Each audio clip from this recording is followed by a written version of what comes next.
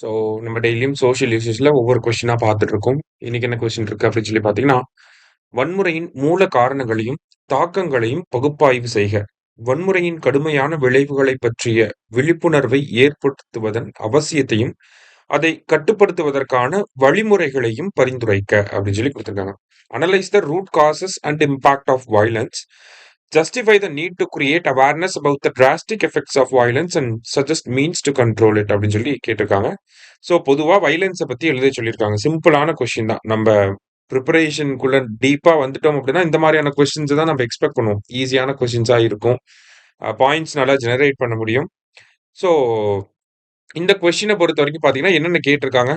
Causes of violence, impact of violence, need to create awareness about drastic effects of violence and suggest your measures அப்படின்னு சொல்லி 1, 2, 3, 4 பார்ட்ஸா இந்த கொஸ்டினை நம்ம பிரிக்க போறோம். சரிங்களா? 4 பார்ட்டா பிரிச்சு எழுதுனா முடிஞ்சது. இந்த மாதிரி நிறைய பார்ட் ஒரு கொஸ்டின்ல இருக்கு அப்படின்னா நமக்கு வேலை ஈஸி. நிறைய பாயிண்ட்ஸை யோசிக்க வேணுங்கிற அவசியம் கிடையாது. சரியா? டக்குன்னு எழுதிடலாம். இப்போ இதுக்கான ஆன்சர் என்னவா இருக்கும் அப்படின்னு சொல்லி பாத்தீங்கன்னா, இது ஒரு ஃப்ரேம் ஒர்க் தான். இந்த ஃப்ரேம் ஒர்க்குள்ள எப்படி வேணாலும் ஒரு டைப் ஆஃப் ஆன்சரை நம்மளால கொடுக்க முடியும். இந்த இடத்துல நம்ம ஒரு ஆன்சரை கொடுத்துருக்கோம். ஓகே, இப்போ ஃபர்ஸ்ட் ஹெட்டிங் போட்டுறோம் வயலன்ஸ் அப்படின்னு சொல்லி. ஏன்னா violence in India, violence in தமிழ்நாடுன்னு கொடுக்கல. பொதுவா வயலன்ஸ் கொடுத்தாங்க, பொதுவா வயலன்ஸ் போட்டாச்சு. எ த்ரெட் டு பீஸ்ஃபுல் கோஎக்ஸிஸ்டன்ஸ் இந்த மாதிரி ஏதாவது ஒரு டேக்லைன் கொடுத்தா இன்னும் பெட்டரா இருக்கும். கொடுக்கணுங்கிற அவசியம் கிடையாது, கொடுத்தா நல்லா இருக்கும். அடுத்தது இன்ட்ரடக்ஷன். வயலன்ஸ்னா என்ன அப்படிங்கறத சொல்லிட்டு அது டிஃப்ரெண்ட் ஃபார்ம்ஸ்ல இருக்கு அப்படிங்கறத நம்ம எக்ஸ்பிளைன் பண்றோம். ஓகேவா? Physical form of use of physical force to harm individual societies அப்படின்னு சொல்லி சொல்றோம். அது வேரியஸ் ஃபார்ம்ஸ்ல இருக்கு. கம்யூனல் வயலன்ஸா இருக்கு, டெரரிசமா இருக்கு, டொமஸ்டிக் வயலன்ஸை கூட இந்த இடத்துல நம்ம சொல்லலாம். என்ன டைப் ஆஃப் வயலன்ஸ் வேணாலும் சொல்லலாம். சரியா? ஸோ அது ரிலவெண்டா இருக்கிற மாதிரி ஒரு கோட். ஓகேவா? An eye for an eye will only make the whole world blind அப்படின்னு சொல்லி மகாத்மா காந்தி ஒரு தடவை சொல்லியிருப்பார். ஸோ அந்த கோட் இந்த இடத்துல ஆப்டா இருக்கும் அப்படின்னு சொல்லி போட்டிருக்கோம். சரியா? அதுக்கு பதிலாக ஸ்டாட்டிஸ்டிக்கல் டேட்டாவை கொடுக்கலாம். இல்ல வேற இன்னும் பெர்ஃபெக்டா அலைன் ஆகிற மாதிரியான கோட் உங்களுக்கு தெரிஞ்சா அதை கூட நீங்க கொடுக்கலாம். சரியா? So first root causes of violence அதை தான் வந்து கேட்டுட்டாங்க. எப்பயுமே பார்த்தீங்கன்னா காசஸ் அப்படின்னு சொல்லி ஏதாவது ஒரு பிரச்சனைக்கு கேட்டாங்கன்னா அது கண்டிப்பா சோஷியோ எக்கனாமிக் பேக்வர்ட்னஸ் அப்படிங்கிறது தான் ஃபர்ஸ்ட் வரும். சரிங்களா? என்னன்னா ஹை பாவர்ட்டி ரேட் இருக்கு, ஆக்சஸ் டு எஜுகேஷன் இல்லாம இருக்கிறது, லிட்ரஸி ரேட் கம்மியா இருக்கிறது, எம்ப்ளாய்மெண்ட் ஆப்பர்ச்சுனிட்டிஸ் கம்மியா இருக்கிறது, லோ ஸ்டாண்டர்ட் ஆஃப் லிவிங், இது எல்லாமே நம்ம சோஷியோ எக்கனாமிக் பேக்வர்ட்னஸ் அப்படிங்கிற பாயிண்ட்டுக்கு கீழே போடலாம். அடுத்ததா பாத்தீங்கன்னா ரோல் ஆஃப் கம்யூனல் ப்ரொபகேண்டா அப்படின்னு சொல்லி கொடுத்துருக்காங்க. இப்ப ரீசன்ட் டைம்ஸ்ல நமக்கு பாத்தீங்கன்னா இந்த மாப் லிஞ்சிங் அப்படிங்கிறது நிறைய நடக்குது. ஒரு ஹேட் ஸ்பீச் அப்படிங்கிறது அதிகமா இருக்கு. இது எல்லாத்துக்குமே காரணம் என்ன அப்படின்னு சொல்லி பாத்தீங்கன்னா இந்த கம்யூனல் ப்ரொபகேண்டா தான். ஓகேவா? மதம் சார்ந்து, இனம் சார்ந்து, மொழி சார்ந்து, ஜாதி சார்ந்து பண்ணக்கூடிய பிரச்சாரங்கள் தான் அதுக்கு முக்கியமான காரணமே. அதனால இன்ஃப்ளூயன்ஸ் ஆன நிறைய பேர் தான் இப்ப ஹானர் கில்லிங் பண்றாங்க, அதை பண்றாங்க, இந்த மாதிரியான விஷயங்கள்லாம் நடக்குது. ஸோ அதுக்கு மேஜர் ரீசன் என்னன்னா ரோல் ஆஃப் கம்யூனல் ப்ரொபகேண்டா அப்படிங்கிறது. ஸோ ஹேட் ஸ்பீச்சஸ் பத்தி சொல்றோம். ஹேட் ஸ்பீச் பப்ளிக்காவே பண்றாங்க, சோஷியல் மீடியால பண்றாங்க. அதே மாதிரி இந்த ரைட் விங் எக்ஸ்ட்ரீமிசம் அப்படின்னு சொல்லுவாங்க. ஓகேவா? எக்ஸாம்பிளுக்கு இந்த நாசி ஜெர்மனி எல்லாம் இருக்கு இல்லையா, அதெல்லாம் ரைட் விங் எக்ஸ்ட்ரீமிஸ்ட் ஐடியாலஜி அப்படின்னு சொல்லுவாங்க. ஸோ அந்த மாதிரியான ஒரு ஐடியாலஜி வளர்ந்து வரப்ப அவங்க தான் இந்த கம்யூனல் ப்ரொபகேண்டாவெல்லாம் பண்றாங்க. அதனாலதான் நமக்கு அதுவுமே வந்து ஒரு மேஜர் ரீசனா வந்து அமையுது. சரியா? அடுத்தது பிரைட் இன் ஐடென்டிட்டி. இது ஒரு முக்கியமான பாயிண்ட். சரியா? ஒருத்தருக்கு ஜாதி பற்று இருக்கும், மொழி பற்று இருக்கும், இனப்பற்று, அவங்க மதம் சார்ந்த பற்று. அந்த பற்று அப்படிங்கிறது வெறியாக மாறுறப்ப என்ன ஆகுது அப்படின்னா அஸ் வெர்சஸ் தெம் அப்படிங்கிற ஒரு மென்டாலிட்டி கிரியேட் ஆகுது. ஓகேவா? நாங்களா நீங்க பெருசா அப்படிங்கிற ஒரு மென்டாலிட்டி. அவங்கனாலதான் நம்ம இப்படி பாதிக்கப்படுறோம் அப்படிங்கிற அந்த ஒரு விஷயம். இந்த மாதிரியான காரணங்களும் வயலன்ஸ்க்கு ஒரு முக்கியமான ஃபேக்டரா இருக்கு. அடுத்ததா ஹிஸ்டாரிக்கல் ஃபேக்டர்ஸ் அப்படின்னு சொல்றப்ப partition of India, existence of varna system, ரெண்டு டிஃப்ரெண்ட் பாயிண்ட் ஆஃப் வியூல கொடுத்துருக்கோம். பார்ட்டிஷன் ஆஃப் இந்தியா அப்படிங்கிறது ரிலீஜியன் சார்ந்த ஒரு வயலன்ஸ் வர்றதுக்கு காரணமா இருக்கு. வர்ணா சிஸ்டம் அப்படிங்கிறது கேஸ்ட் சார்ந்த பிரச்சனைகள் வர்றதுக்கு காரணமா இருக்கு. இந்த மாதிரி டிஃப்ரெண்ட் ஆஸ்பெக்ட்ஸ்ல முடிஞ்ச அளவுக்கு கொடுக்க பார்க்கணும். சரியா? ஸோ இதெல்லாமே காசஸ் அப்படின்னு சொல்லி ஒரு 4 பாயிண்ட் சொல்லியாச்சு. அடுத்தது இம்பாக்ட் ஆஃப் வயலன்ஸ். என்னென்ன இம்பாக்ட் இருக்கு? ஃபர்ஸ்ட் எடுத்தோடனே பாத்தீங்கன்னா நேஷனல் யூனிட்டிக்கு பெரிய த்ரெட்டா இருக்கு அப்படிங்கிறது தான் ஃபர்ஸ்ட் வயலன்ஸோட முக்கியமான காரணமாவே இருக்கும். ஓகேவா? த்ரெட் டு நேஷனல் யூனிட்டி அப்படிங்கிறது. ஸோ நம்மளோட யூனிட்டி இன் டைவர்சிட்டி அப்படிங்கிற இந்தியாவோட நேச்சரையே அஃபெக்ட் பண்ற மாதிரி இருக்கு. பீஸ்ஃபுல் கோ எக்ஸிஸ்டன்ஸ், மதங்கள், இனங்கள் எல்லாருமே அமைதியான முறையில வாழ்க்கை நடத்துறதுக்கு ஒரு பாதிப்பை ஏற்படுத்துது அப்படின்னு சொல்லி சொல்றோம். அடுத்தது ஹியூமன் அண்ட் மெட்டீரியல் லாஸ் அப்படின்னு சொல்றோம். வயலன்ஸ்னால என்ன ஆகும்? கலவரம் வரும், மக்கள் இறந்து போவாங்க. அந்த மாரியான விஷயங்கள், வாழ்வாதாரம் பாதிக்கப்படும்.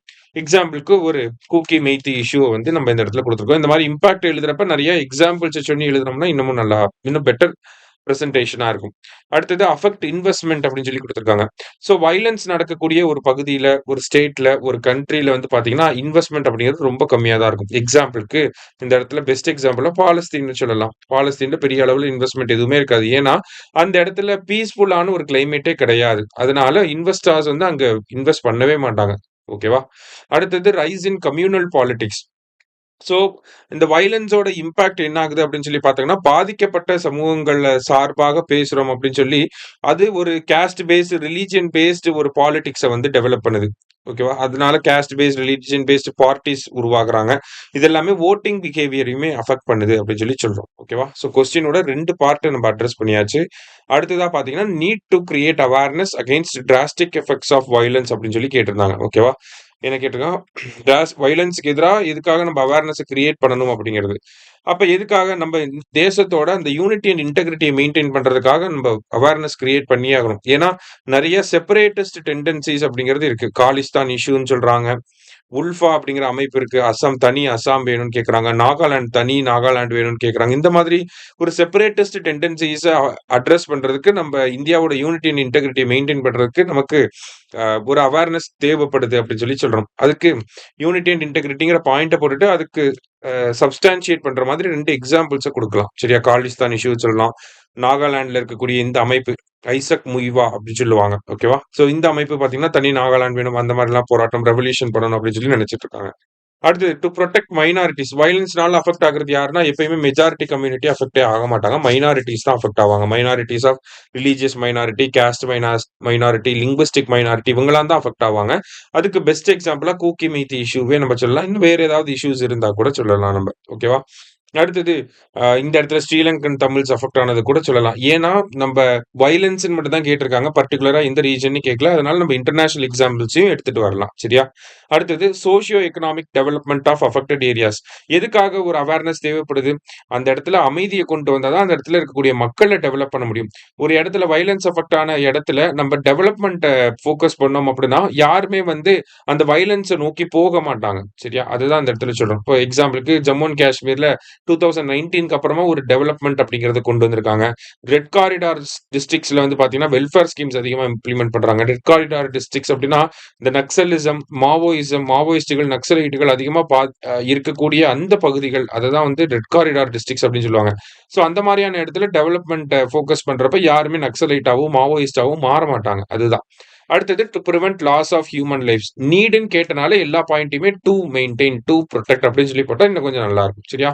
சோ எக்ஸாம்பிளுக்கு பகல்காம் அட்டாக்ல 30 பேருக்கு மேல இறந்து போயிட்டாங்க. அப்ப அந்த மாதிரியான விஷயங்கள தடுக்கிறதுக்காக நம்ம ஒரு அவேர்னஸ கிரியேட் பண்ணணும். வயலன்ஸ்ல இருந்து காப்பாத்தணும் மக்கள.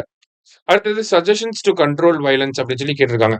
பொதுவாவே நம்ம மெயின்ஸ் படிக்கிறவங்க என்ன சொல்லுவாங்க? ஸ்ட்ரிக்டர் என்ஃபோர்ஸ்மென்ட் ஆஃப் லாஸ் அப்படிங்கிறது காமன் பாயிண்ட். எதுக்கான சஜஷன்ஸ் கேட்டாலும் அத போடலாம். சரியா? அடுத்தது இந்த இடத்துல வயலன்ஸ்ன்னு பார்க்கிறப்ப இன்டெலிஜென்ஸ் ஏஜென்சிஸ ஸ்ட்ரெங்தன் பண்ணணும்.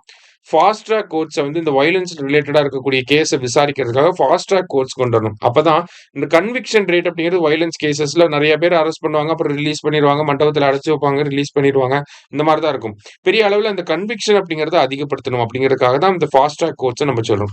அதே மாரி முக்கியமான ஃபேக்டர் சோசியல் மீடியா கன்டென்ட்ட மானிட்டர் பண்ணணும் அப்படிங்கிறது. சரியா? இப்ப நமக்கு கொஸ்டின்ல 4 பார்ட் கேட்டிருந்தாங்க. அந்த 4 பார்ட்ட நம்ம அட்ரஸ் பண்ணியாச்சு. அதனால ஒரு வே ஃபார்வர்ட் குடுக்குறோம். என்ன வே ஃபார்வர்ட் குடுக்கலாம்? ஒரு பாசிட்டிவான நோட்ல குடுக்கணும். எஜுகேஷன் குடுக்குறப்ப, ஸ்கில் டெவலப்மென்ட் குடுக்குறப்ப, மாரல் எஜுகேஷன் குடுக்குறப்ப, வயலன்ஸ அட்ரஸ் பண்ணி யூனிட்டி அண்ட் இன்டெகிரிட்டிய பீஸ்ஃபுல் கோ எக்ஸிஸ்டன்ஸ நம்மனால ப்ரமோட் பண்ண முடியும் அப்படின்னு சொல்லி சொல்றோம். சரிங்களா? சோ இன்னைக்கு ஒரு கொஸ்டின்க்கான ஆன்ஸர பார்த்துட்டோம். இது ஒரு ஃப்ரேம் ஒர்க் தான். இதே பாயிண்ட்ஸ் தான் போடணும்ட்டு இல்ல. டிஃபரெண்ட் ஆஸ்பெக்ட்ல நெறைய பேரு டிஃபரெண்ட் பாயிண்ட்ஸ் குடுக்கலாம். சரியா? நீங்க ஒரு ஆன்ஸர நீங்க பிரிப்பேர் பண்ணி பாருங்க. சரியா? Thank you. Suresh IAS academy வெற்றியின் முகவரி.